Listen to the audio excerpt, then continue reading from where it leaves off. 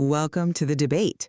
Today, we are stepping out of the usual enterprise environment and actually looking directly into the data centers that are now running inside our own homes. I mean, the explosion of connected devices, especially these advanced robot vacuum cleaners, has turned something as routine as household cleaning into a really profound and, frankly, continuous data management challenge. These vacuums, they're gathering deeply intimate data. We're talking detailed 3D maps of home layouts, furniture placement, usage patterns, and sometimes, even incidental visual or audio data. Exactly. And that brings us right to the central question we really need to unpack today, especially for, our audience of data management and privacy experts. Is the current setup, the whole framework of security protocols, vendor pledges, third-party certifications like TÜV SÜD or ETSI EN 303645 compliance, is that truly sufficient? Does this structure really offer enough technical protection against the inherent privacy and security risks that come with these advanced sensors and constant cloud connectivity? And that's where we diverge. My perspective is that the industry has actually matured significantly. I think robust, evolving standards and technical mitigations are actively managing this risk, making the trade-off, acceptable for consumers who choose reputable brands. See, I come at it from a completely different angle. While those mitigation efforts, they look great on a compliance checklist, I'd argue that the fundamental architecture, the very need to collect this intimate data and then govern it across, frankly, complex global supply chains, creates inherent and I think unacceptable design risks. And we've got documented failures that prove the current controls are just insufficient for protecting the sanctity of the home environment. Okay, let me lay out why I think the mitigation is sufficient. Leading manufacturers, they've recognized the severity of mapping data, visual capture, all of it.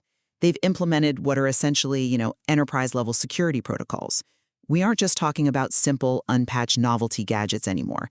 The major players, they treat these devices as mobile IoT endpoints that require continuous security management. So take the core technical controls. Modern connected vacuums utilize robust standards like AES 256-bit encryption over TLS 1.2 for all data transmission. And the data doesn't just travel encrypted, it's also encrypted at rest on the cloud servers. More importantly, this isn't just passive security. Companies like iRobot, Roborock, they commit to proactive security management. They have bug bounty programs, aggressive, regular firmware updates. When, the inevitable vulnerability pops up, like it did for Echovox, the company announced rapid patches within weeks. This process vulnerability reporting, public disclosure, rapid remediation, that's a mark of mature security lifecycle management. And furthermore, we really need to stress the importance of third-party certification. I mean, look at the iRobot Roomba J7 achieving the TÜV SÜD cybersecurity certified mark back in 2021, or brands adhering to the ETSI EN 303645 standard. For our listeners, that ETSI standard mandates essentials like unique non-default passwords, secure software updates, proper secure storage of sensitive credentials. These aren't just badges. They are essential trust indicators that demonstrate a vendor is actually serious about establishing a high bar for data governance. Okay, that's a very compelling argument if you're looking purely at the audit documentation. I grant you that. But my fundamental disagreement is that these controls, it doesn't matter how strong the encryption cipher is or how diligent the bug bounty program, they completely fail to account for the human element, the governance element, especially when you look at the supply chain. The sheer intimacy of the data being collected here. Precise floor maps that instantly reveal your home size, the layout, maybe expensive assets, usage patterns. It creates an unacceptable level of, let's call it, residual risk. This is the digital blueprint of your private life, and we have concrete evidence that controls break down precisely when that data gets shared externally. The data collection architecture itself is fundamentally exploitable. I mean, consider that highly publicized case from late 2022, the leak of private test images. And these included incredibly intimate photos, like a woman on a toilet, taken by development Roombas. Now, okay, these were limited to paid beta testers who consented to the testing environment, fine. But the critical failure point wasn't the encryption between the vacuum and the cloud, no. It was the subsequent leakage by contractors working for the data annotation platform Scale AI. This incident clearly proves that even highly sensitive visual data can just slip out via third parties, people outside the manufacturer's direct control, regardless of how strong their internal corporate pledges are. And we've also seen outright deceptive practices that negates any trust built by technical standards. Eufy, a brand that marketed heavily on its commitment to local storage and user privacy, was caught red-handed uploading footage to cloud servers without encryption, directly contradicting their public promises. And the threat surface isn't just cameras. We've got academic research, proofs of concept like LiDAR phone, showing that even LiDAR sensors can potentially be co-opted to reconstruct snippets of human speech just by monitoring minute laser signal changes caused by sound vibrations. So yeah, AES 256 protects data in transit, sure, but it doesn't mitigate these unintended sensor vulnerabilities that are inherent to the device's physical design. You are definitely hitting on the critical vulnerability in, well, really any AI-driven product. That necessary reliance on third-party annotation and processing. I get that. However, I think you might be underestimating the role that certification plays in mitigating future supply chain failures. Certifications like TÜV-SÜD, they don't just audit the technical code, they review the entire security development lifecycle, and that includes vendor management processes. These external benchmarks are absolutely crucial for establishing accountability and managing liability. We have to acknowledge that reputable brands are actively working to manage this complex vendor risk responsibly. I mean, look at iRobot's explicit public pledge not to sell customer maps, and their internal processes designed specifically to keep robot-collected data separated for de-identification. Now, yes, the test image leak was a serious governance failure with a specific vendor, absolutely. But it triggered massive internal changes. For the production devices people actually buy, the regulatory framework and the corporate commitments are far stronger. And certifications help enforce that responsible data handling is occurring throughout the lifecycle, not just, at the network layer. But how much faith can we really put in internal pledges and third-party certifications when they typically only audit the manufacturer, not the entire downstream ecosystem? That iRobot incident, even if it was limited to test units, it shows the systemic vulnerability. It happens when high-value, highly intimate data leaves the primary organization for annotation or processing, which is standard practice.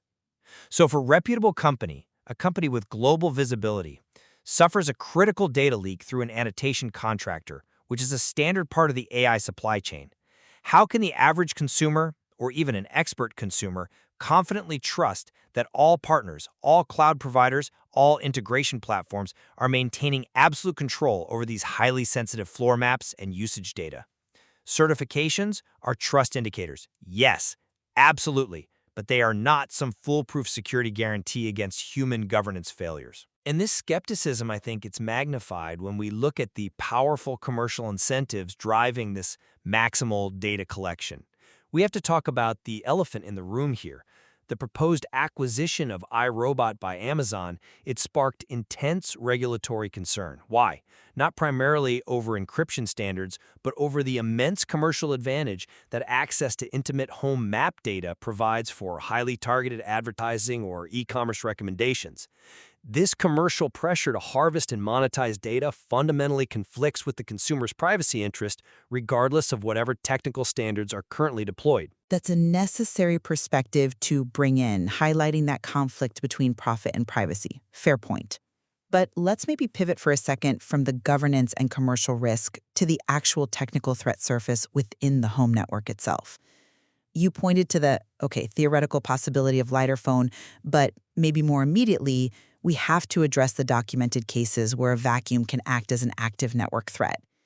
What are the practical steps users and manufacturers are taking to neutralize the vacuum as a network entry point? And that's a critical area where I think current standards really fall short. The ability for a compromised vacuum to serve as a persistent network entry point, or worse, a real-time spying device, that's a fundamental system failure. Researchers at DEF CON, just in 2024, demonstrated a chain of vulnerabilities in specific Ecovacs DBot vacuums that allowed them to achieve full root access. This takeover allowed the researchers silent remote access to cameras and microphones without any indicator light turning on. This is way beyond just data leakage from some cloud server. This is a state where the device itself becomes an adversarial presence inside the firewall. It could potentially give an attacker a foothold into the entire home Wi-Fi network. That represents, frankly, an intolerable physical and informational security threat that current controls, which rely on reactive patching, really struggle to contain before exploitation occurs. Okay, while those vulnerabilities in the Echovax devices were serious, demonstrably critical, the industry's response does model a certain maturity. The public exposure led the company to promise patches within weeks. This accelerated process, vulnerability reporting, public disclosure, rapid firmware updates, that is the established, necessary lifecycle management for pretty much any modern software product. We are treating these vacuums essentially like we treat desktop operating systems. They require continuous patching. Furthermore, we have to factor in the security practices that, data experts universally recommend for home IoT environments anyway. Features like two-factor authentication, where it's implemented by the manufacturer, and the best practice of isolating all IoT devices, not just vacuums, onto a separate guest network or maybe a dedicated VLAN. These significantly harden the overall security posture. We can't hold the manufacturer solely liable for network compromises when the consumer places a potentially vulnerable device directly onto their primary corporate or personal network without applying basic segmentation or, two-phase protection where it's available. I agree that user responsibility is essential, of course, but we're essentially asking the average consumer to become a skilled network engineer just to safely operate an automated cleaning appliance. That seems like a pretty high operational burden, and it suggests the device's default security posture might be fundamentally flawed.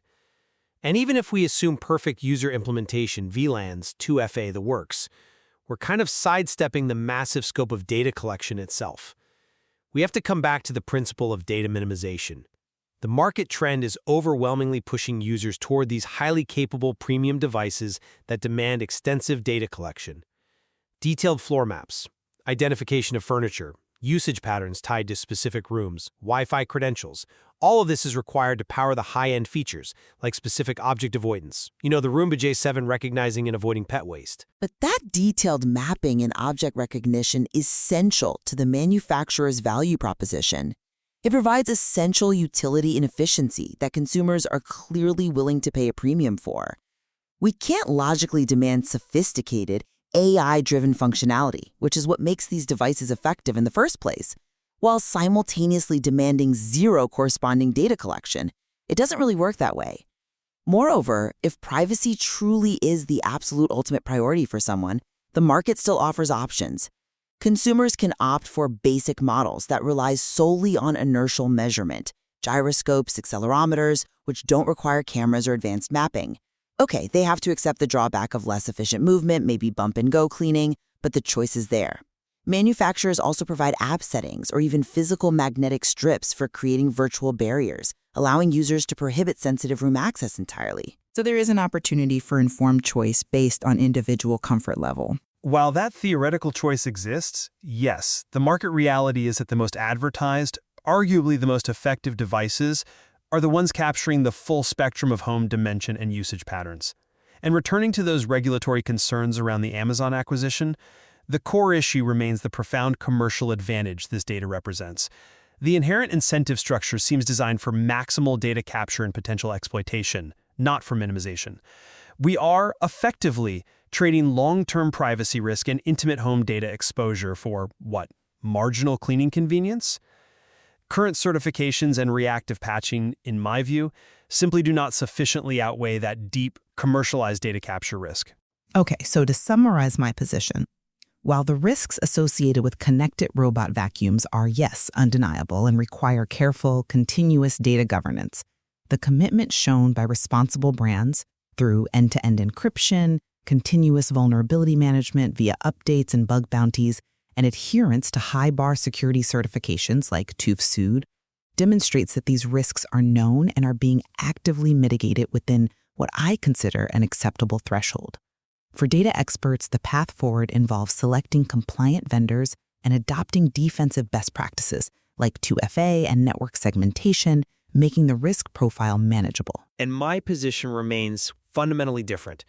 The sensitivity and intimacy of the data collected, mapping the physical, the digital, the visual aspects of home life, means that absolute trust is, I think, structurally impossible.